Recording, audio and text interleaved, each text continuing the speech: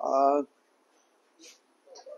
মই আপোনালোকে সকলোৱে জানে আমি ৰাইজৰ দলে শংকৰজ্যোতি বৰুৱাক এৰেষ্ট কৰাৰ বিৰোধিতা কৰিছো আৰু বিশেষভাৱে শংকৰজ্যোতি বৰুৱাৰ ওপৰত যি ধৰণে অসম পুলিচে হাতকেৰেয়া লগালে সেইটোক আমি হেণ্ডকাফ লগোৱা কথাটো তীব্ৰ বিৰোধিতা কৰিছো। সেইটো একেবাৰে বেয়া কথা। দ্বিতীয়তে আপোনালোকে এইটোও জানে যে আমি শৃংখল চলিহা, মোৰ ভাই শৃংখল চলিহা গ্ৰেপ্তাৰ কৰাৰ তীব্ৰ বিৰোধিতা কৰিছিলো আৰু তেওঁক অতি সোনকালে মুকলি কৰি দিবৰ কাৰণে দাবী জনাইছিলো। কালি বাৰু তেওঁক গ্ৰেপ্তাৰ কৰা নাই, তেওঁক আটক কৰিলে, তেওঁক মুকলি কৰি দিলে। এতিয়া একেটা সময়তে কিন্তু মই দুটা কথা আপোনালোকক একেটা সময়তে ক'ম। একেটা সময়তে এই দুটা বাক্য কিন্তু একেলগতে ওলাব লাগে। এটা হ'ল যে এজন অসমীয়া ল'ৰাক গ্ৰেপ্তাৰ কৰিছে, অথচ সেই একেই মাৰপিটটোত জড়িত আমি দেখিলো যে হিন্দী ভাষী পৰিয়ালটোক গ্ৰেপ্তাৰ নকৰিলে। এইটো অত্যন্ত ভয়ানক কথা।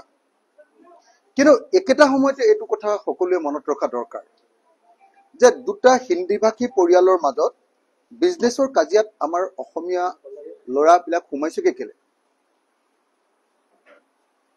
কোনোবাই যদি বেলেগৰ বিজনেছ কাঢ়িবলৈ যায়, ইজনে সিজনৰ বিজনেছত যদি সোমাবলৈ যায়, তেতিয়া এইটোতো একো ভাল কথা নহয়। বেলেগৰ পৰা বেলেগ বস্তু এটা কাঢ়ি লৈ দখল কৰাটোতো কেতিয়াও মানি ল'ব নোৱাৰি। এইটোতো বেয়া কথা। একেটা সময়তে সেইকাৰণে শংকৰজ্যোতি বৰুৱাক গ্ৰেপ্তাৰৰ আমি তীব্ৰ বিৰোধিতা কৰিছো, কিন্তু একেটা সময়তে লোকৰ বিজনেছত গৈ এনেকে হস্তক্ষেপ কৰিবলৈ যোৱাটোতো একো ভাল লক্ষণ নহয়।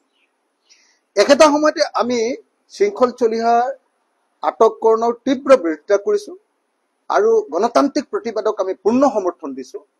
কিন্তু 24 ঘণ্টা অকল যদি আমাৰ কিছুমান জাতীয় সংগঠনে যদি অকল চান্দাৰ কথাই ভাবি থাকে, 24 ঘণ্টা যদি বহুত জাতীয় সংগঠন কিছুমানে সব কথাতে যদি অকল চান্দা মানে অন্যায় কথা এটাতো গৈ এনে জপিয়াই পৰি চান্দাৰ কথা ভাবি ব্যৱসায় বাণিজ্যটো যদি বেয়া কৰি পেলাব খোজে, এইটোও কিন্তু একো সমৰ্থনযোগ্য কথা নহয়।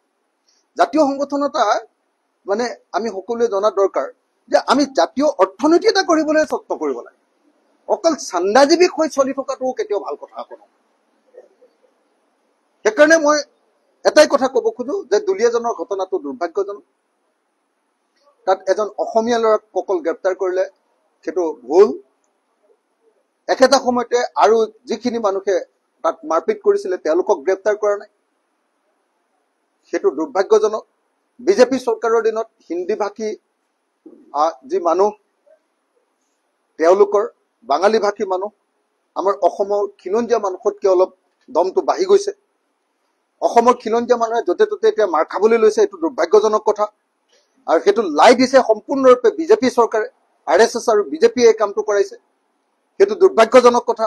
কিন্তু একেটা সময়তে অনবৰতে য'তে য'তে যদি অকল চান্দাৰ কথাটো থাকে, য'তে ত'তে যদি জপিয়াই পৰে, সেইটো কিন্তু বৰ মানে বিজনেছ কৰি নাখাব নেকি মানুহে, কওকচোন? সেইটোতো গুৰুত্বপূৰ্ণ কথা ন। সেইকাৰণে মই সকলোকে অনুৰোধ কৰিছো যে চান্দা দুষ্কৃতিটো অলপ কমাই কৰ্ম সংস্কৃতিটো বঢ়াব লাগে।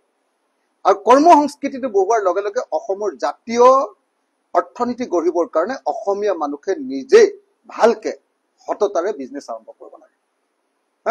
বহুত অসমীয়া মানুহে ভাল বিজনেছ কৰি আছে। এই বিজনেছ কৰা মানুহবিলাকক অনবৰতে ডনেশ্যন খুজি থাকিলে কেনেকে বিজনেছ কৰিব কওক? গতিকে মই আশা কৰিম যাতে এই দুইটাৰ বেলেঞ্চ হয়।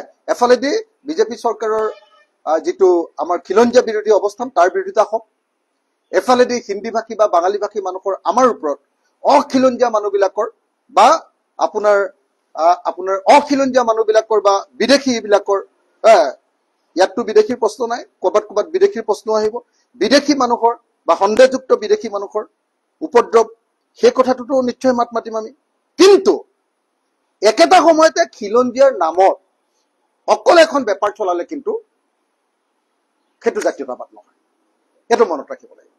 মই আশা কৰো যে অসমীয়া জাতীয়তাবাদে প্ৰগতিশীলতাৰ দিশত যাব, অসমীয়া জাতীয়তাবাদে ইনক্লুচিভনেছৰ পিনে যাব, সকলোকে সামৰি লোৱা জাতীয়তাবাদৰ পিনে যাব।